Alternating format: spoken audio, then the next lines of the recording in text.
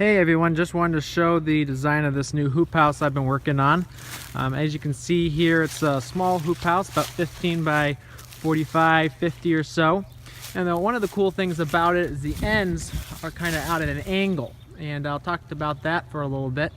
We had to anchor the end out somehow. So the two door jambs on either side actually go right to these posts in the ground, and they kind of hold this end bow out, which then anchors the end plastic.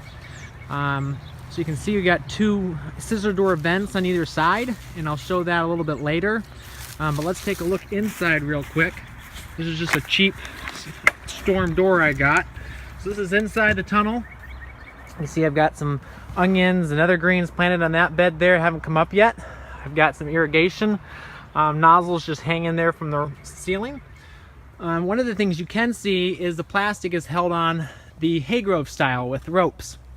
And you can see those from the inside here. And then let's go outside and take a look exactly how those anchor. So what I did is I pounded our ground posts in, and the ground posts come up to about here on the tunnel. And they're in about 2.5 feet. And then I just use a clamp and a bolt and nut to hold on clips here. And every other one was an actual larger screw clip. And the reason for that is if we ever get high winds, I could at some point angle rebar stakes through on either side, and that would help hold the house down. So far though, we've had some really high winds, and it seems to have held very well. And as you can see, that the plastic is just with wiggle wire on the end bows to hold it down. All right, let's talk. I'll show you how we're venting this thing. My wife's gonna take on the videoing. So venting these in this kind of style of tunnel is actually quite easy.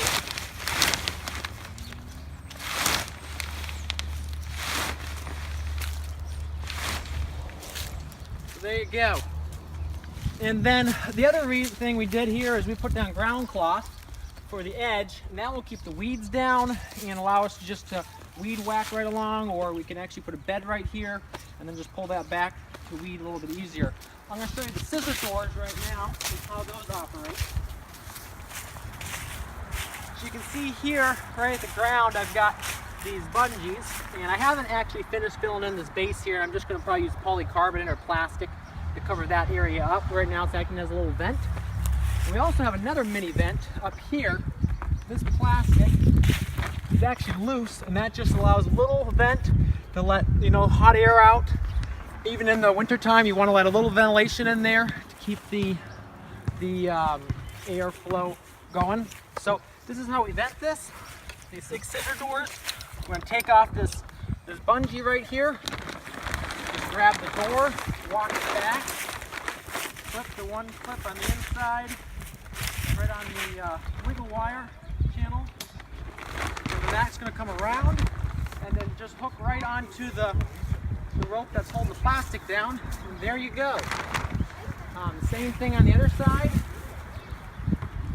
Take off our bungee,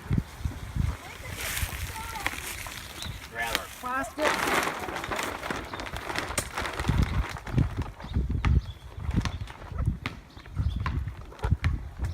and just hold that back. The reason we went scissor doors on the end is while the people door is fine for entering, we're actually going to pull out the glass right here and put a big vent in. I'm not exactly sure how that's going to work yet. The goal is that's the goal, but for getting our rototillers in there and for harvesting and even for the summer when it's really sunny out, this is not going to provide enough ventilation. So that's why the scissor door is open. Drive the rototiller right in and out, get in carts and stuff to harvest. So hope you enjoyed the little video, and feel free to contact if you have any more questions or comments.